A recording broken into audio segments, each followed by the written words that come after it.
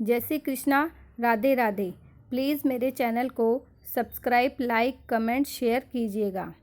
सोमवती अमावस की कहानी। एक साहूकार के 7 बेटे, 7 बहू और 1 बेटी थी। साहूकार के घर एक जोगी भिक्षा मांगने आता था। जोगी को साहूकार की बहू भिक्षा देती थी तो वह ले लेता था, लेकिन जब बेटी देती थी तब वह भिक्षा नहीं लेता था और कहता था कि बेटी सुहागन तो है। पर इसके बाद यह बात सुनकर बेटी को चिंता होने लगी और उसका शरीर कमज़ोर होने लगा। उसकी माँ ने पूछा कि तुम इन दिनों इतनी कमज़ोर दिखाई देती हो। तब उसने बताया कि एक जोगी भिक्षा मांगने आता है जो कहता है कि बेटी है तो सुहागन, लेकिन इसके नसीब में दुहाग लिखा है। यह बात सुनकर उसकी माँ ने कहा कि कल मैं सुनूंगी। अगले दिन जब जोगी भिक्षा लेने आया तो उसकी माँ छुपकर बैठ गई। जब बेटी भिक्षा देने लगी तो बोली। इतनी बात सुनकर उसकी माँ बाहर निकल कर आई और बोली, एक तो हम तुम्हें भिक्षा देते हैं और तुम ऊपर से हमें गाली देता है। तब जोगी बोला कि मैं गाली नहीं देता, जो सच है वही बोलता हूँ, जो इसके भाग में लिखा है वही कहता हूँ।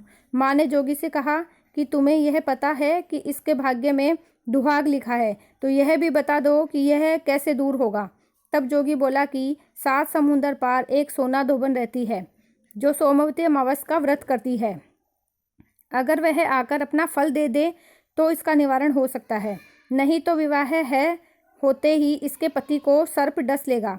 यह बात सुनकर माँ बहुत रोने लगी और सोना धोबन की तलाश में जाने लगी। चलते चलते रास्ते में तेज धूप पड़ने लगी तो साहूकारनी एक पीपल के पेड़ के नीचे बैठ गई। उस पीपल के पेड़ में एक गरुड़ पक्षी का घोंसला था जिसमें गरुड़ का छोटा बच्चा था। साहूकारनी को घोंसले के पास एक सर्प जाता दिखाई दिया तो उसने उस गरुड़ के बच्चे को बचाने के लिए उस सांप को मारकर ढाल के नीचे रख दिया।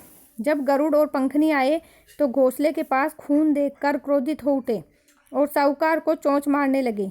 तब साहूकारनी बोली कि मैंने तो तुम्हारे बच्चे की जान बचाई है। यह सर्प तुम्हारे बच्चे को डसने वाला था तो मैंने इसे मार कर गिरा दिया। गरुड़ ने सर्प की ओर देखकर कहा, तुमने हमारे बच्चे की जान बचाई है, अब तुम्हें जो मांगना है मांगो।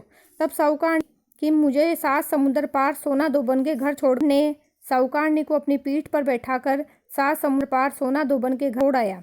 वहां जाकर साहूकारनी ने सोचा कि सोना धोबन को कैसे राजी किया जाए। सोना धोबन 7 बेटे बहू थे।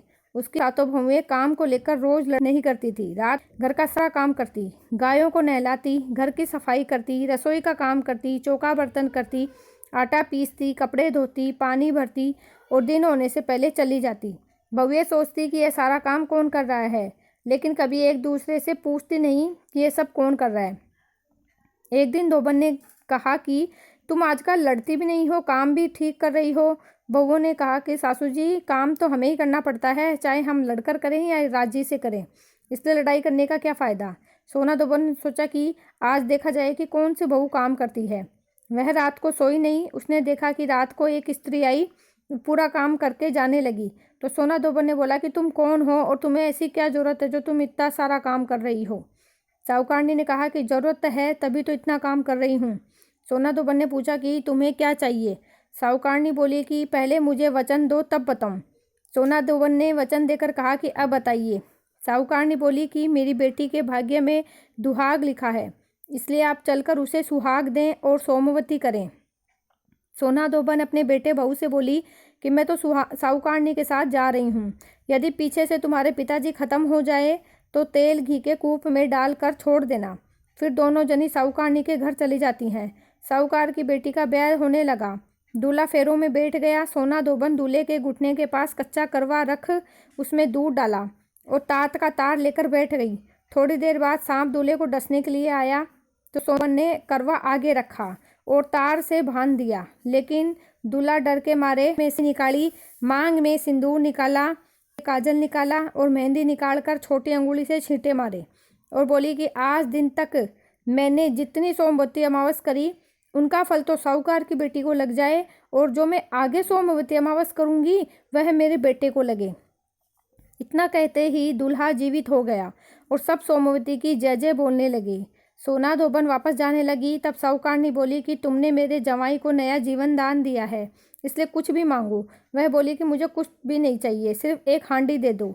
वह हांडी लेकर चली जाती है। रास्ते में सोमवती आती है तो हांडी का 108 परिक्रमा लगाकर पीपल के पेड़ के नीचे गाड़ कर घर आ जाती है। घर आकर देखती है तो उसका पति मरा हुआ तेल और घी के रूप में पड़ा है। तब वह टीका में से रोली निकाली, मांग में सिंदूर निकाला, कोया में से काजल निकाला, नुआ में से मेहंदी निकालकर चिटली उंगली से छींटे दिए और बोली, मैंने जो रास्ते में सोमवती की है उसका फल मेरे पति को लगे। इतना ही कहते ही उसका पति उठकर बैठ गया। घर का ज्योतिष्य आया और बोला कि जजमान, सोमवती अमावस को मेरा क्या है तो दक्षिणा दें। सोना धोबन बोली, मुझे तो सोमवती रास्ते में आई थी, कुछ भी नहीं किया। जो कुछ भी किया है वह सब पीपल के नीचे ही गाड़ दिया। ज्योतिषी ब्राह्मण ने जाकर खोदकर देखा तो 108 और 13 सोने के चक्कर मिले।